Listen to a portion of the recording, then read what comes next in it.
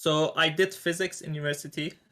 I have a PhD in physics actually, and my ambition was to become like a full professor in physics. And then halfway through my PhD, I figured that I don't want to spend the rest of my life doing research, and I want to do something cool and impactful. So I started a startup, which was like a technology one. It was on simulating materials. Spent about a year on it, and I figured this is going nowhere. So I stopped working on that, and I started a second business. The second business was on using machine learning to predict material properties when you mix different metals. So, for example, let's say you mix 20% copper with 80% iron.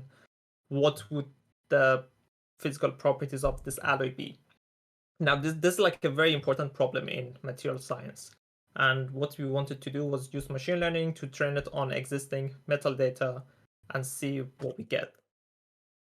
So that went well. We actually managed to develop a model that was trained on 12,000 data, and it produced results about 85% accurate. But then I figured like the market is shady. Like this would only work if we sell to businesses, but how useful it's gonna be? Like who's going to buy it? And I thought this may not get anywhere. And then one day I was sitting in my bedroom and I was thinking, what should I do? And I thought, could this potentially have a market for kids? And I thought, yeah, maybe in a game. Next, I spoke to the team, and then everyone said, hell yes, let's make a game and use this tech in the game. So that's how we kind of started making a game. Now, at that time, we were all like computer scientists and engineers. So, like, no one had ever made a game before, but they were programmers, but not game programmers. And we didn't have any artists. So we figured, okay, we definitely need an artist. So that's when we hired the first artist, Lily, who is now the creative lead in the team. And then we started making prototypes of the game. Obviously, the first few things we made were so bad, like embarrassingly bad. And we just kept at it, you know. We kept trying, we kept making it better. In around August, we released a demo on Steam. Got some feedback from the community. We figured that this is still not a great game, and there's a lot that needs to be done. So we went back to the drawing board again. We redesigned a lot of the things. We threw away a lot of things, and we kind of narrowed down the scope of the game on what we exactly want to be in the game. So we didn't really do it the conventional way of starting with the design and just bring it into production. We kind of designed the game as we were programming it and making the art. You went kind of through a shaky start to like nail down what you actually wanted to do. Yeah, it's not a good strategy. Not at all. Like, yeah, because I can relate to that. We can relate to that too.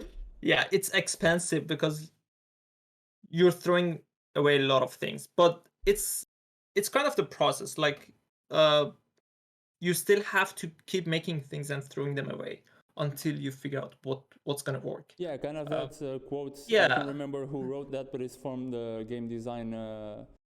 I forgot the full name of the book, but it's like your first 10 games will be bad, so get them out of the way fast. Basically, yeah. Yeah. The Art of Game Design by Jesse Shell. Exactly. Thank you. Yeah, exactly. Get the first 10 games. Yeah, so basically that's your background. I wasn't sure exactly what that was, but I knew you hadn't come from a game design education.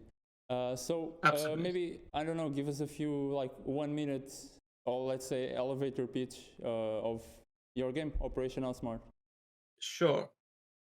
So Operation Outsmart is a physics sandbox RPG, which means you get to build vehicles and wacky machines using Lego-like pieces. So like you put them together, you make something pretty much like how you do it in Besiege.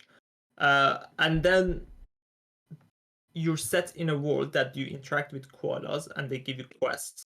And you have to build those machines and use those machines to combat the enemies and solve the puzzles.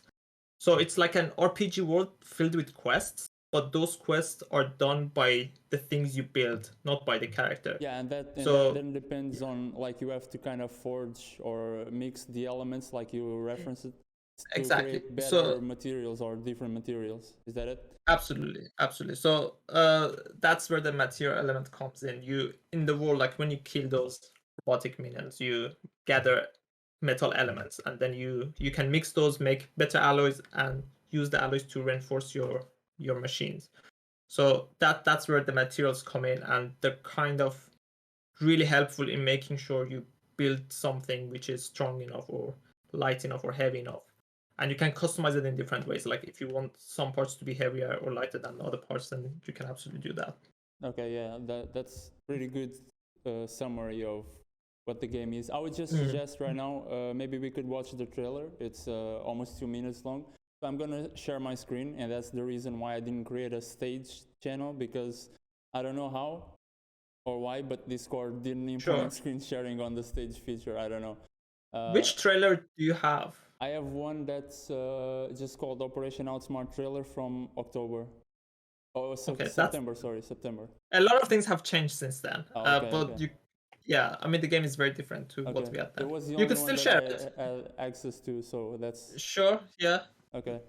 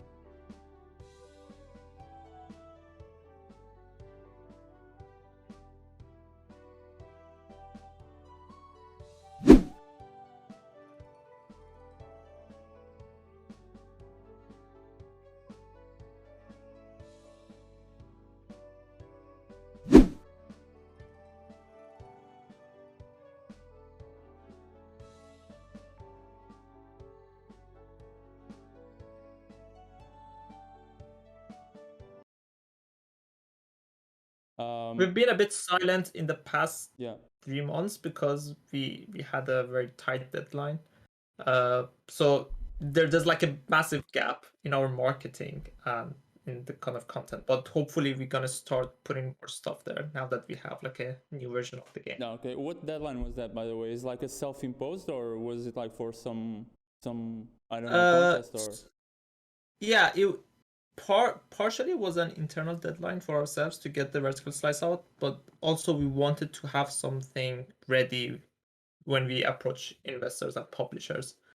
Okay. So we kind of wanted to have something by the beginning of January. Okay, cool.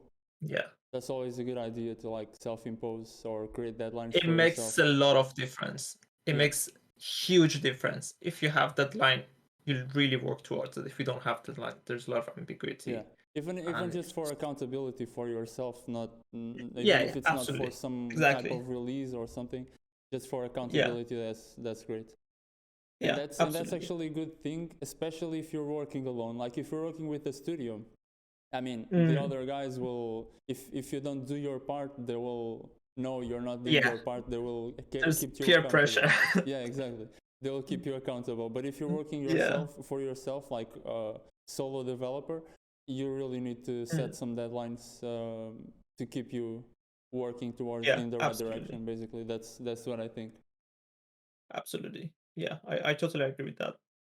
Yeah, so I have a few questions for you. I could start with just the first one.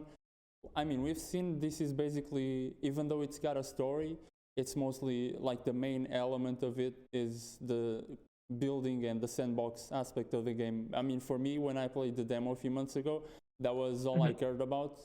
I went straight to the building. I forgot what it's called, but you know where you build the machines, and that's where I spent most of my time. And basically that's it. I mean, the demo didn't have like the whole story laid out, and I've seen a lot of content that you guys have put out, and the demo didn't have any of that. It's mostly just the drawing, the building spot. But still, it was 100% the feature, the main feature of the game. So what made you go for like a sandbox kind of game? Why did you decide on that? Sure. So just to clarify on that, the game is coming in 2 modes. So there's a sandbox mode and a campaign mode. So the campaign mode would have a story behind it. And the way it would work is you start literally with nothing. You appear on the land of the koalas. They don't trust you first, so you kind of have to earn their trust. You start with very basic parts to use, and as you progress through the campaign, you access more parts, you access more materials, and by the time you get to the end of it, you have access to everything. In the sandbox mode, we give players everything that we have, so all the parts are available from the beginning, and that's basically for those who just want to mess around. So yeah, there are both modes for both types of people. You know, those who want to actually follow the story, and for those who just want to mess around. The reason we went for sandbox is